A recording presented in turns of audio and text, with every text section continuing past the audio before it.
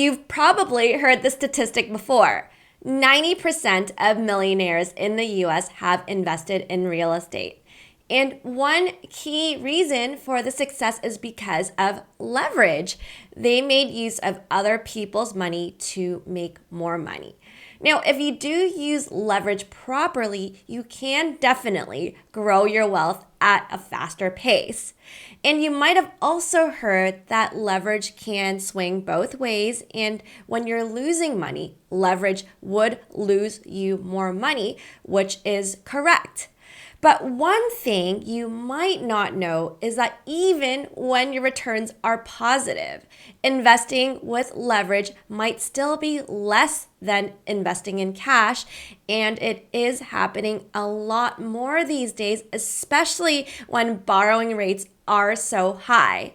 So in this video, I'm going to let you know what types of properties can actually perform better with leverage so that you can make wiser decisions and be more selective when you're investing in Toronto real estate in today's higher interest rate environment. Let's get started.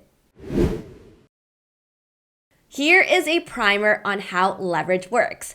When you're investing in something that has better returns than your cost of borrowing, you make the difference, and that's the power of leverage. Now, let's make it more applicable to investing in Toronto real estate.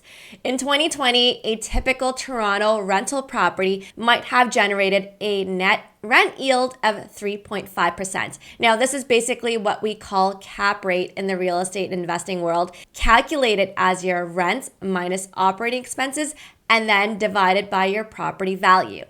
Now, if you buy this house with cash, your return on investment is simply 3.5%, which outperforms low inflation and minimal GIC rates back then.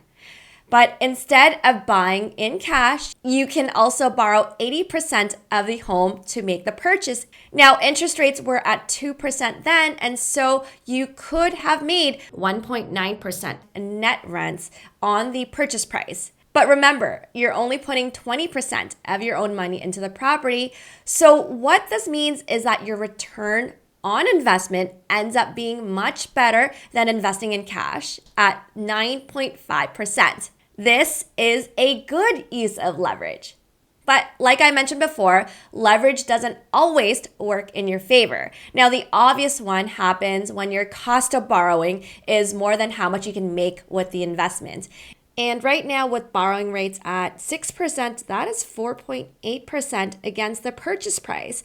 And so if you do have a condo with a 3.5% cap rate, then you end up losing money when you leverage to invest in a condo. But even when your cost of borrowing is less than your cap rate, you might still make less with leverage. Here's another example. A typical house today might give you a cap rate of 4.9%. So with cash, you do make 4.9%, but with leverage, your rate of return ends up being much lower at 0.5%. Leveraging increases the risk, and so it only makes sense when your returns are better than investing with cash. And so, in my opinion, there's probably better options out there than those. To figure out what cap rate gives you better returns with leverage, you would need a little bit of math. But don't worry, I did this for you already, and luckily the answer is pretty straightforward. Basically, the cap rate needs to be higher than your nominal mortgage rate. Note that this isn't your actual cost of borrowing. You're typically borrowing less than your property value, and so the actual cost of borrowing against your purchase price should be less than the nominal mortgage rate. Now, if you are a real estate bull, you're probably going to say that I forgot about appreciation, which is why leverage can still make a lot of sense with real estate, especially in Toronto. I can't disagree with you on this because in the more recent 20 years, Toronto real estate has been outperforming inflation at around 7 to 8% per year compared to average inflation rates between 2 to 3%. But I can't say for sure whether this will be sustainable forever. And so perhaps a more prudent way is to stick to the conservative assumption that appreciation will grow in line with inflation over time. And when that happens, those two end up canceling each other out. And so I did exclude appreciation to calculate real returns. But of course, if appreciation does outperform inflation, then you would see your rate of return improve more against investing with cash. Since mortgage rates these days are around 6%, the goal is to find real estate investments that do have cap rates that beat that. And yes, even though it is harder, it is definitely still possible. And we are actively helping clients buy these opportunities on a weekly basis on our team. Now, here's an example of a deal that we did help a client buy recently. The purchase price was $1 million and it needed around $100,000 of renovations.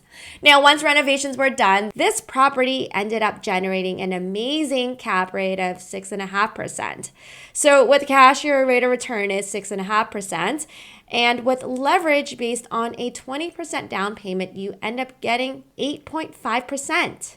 So here, leverage still makes sense. You end up improving your rent yields with borrowed money, and it is a safe leveraging option because you are getting positive cash flows each month on the property.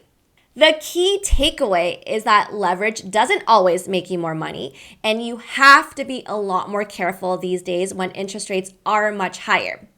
If you do assume that appreciation grows in line with inflation in the long run, condos and even a lot of freehold investments won't make the cut.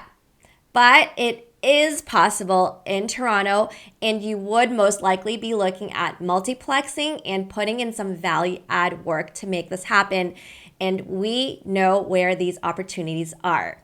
Our real estate sales brokerage specializes in finding these properties for our clients. And so if you do need help getting started with real estate investing where leveraging does make sense, just reach out to our team. Take the first step by heading to this link right here to book a discovery call with us. If you enjoyed this video and found it helpful, we'd love your support. Give us a thumbs up and hit the subscribe button to stay up to date for awesome content from us. Our channel is all about real estate investing in Toronto, covering everything from market trends to housing policies to interest rates and best investing strategies. We're here to make real estate investing easier for you, and so our team does offer services like planning, analysis, buying and selling, renovating, finding tenants, and even property management. If you do want to learn more about us, just check us out on our website or find us on social media. Thanks so much for watching, and we'll see you in the next video. Bye.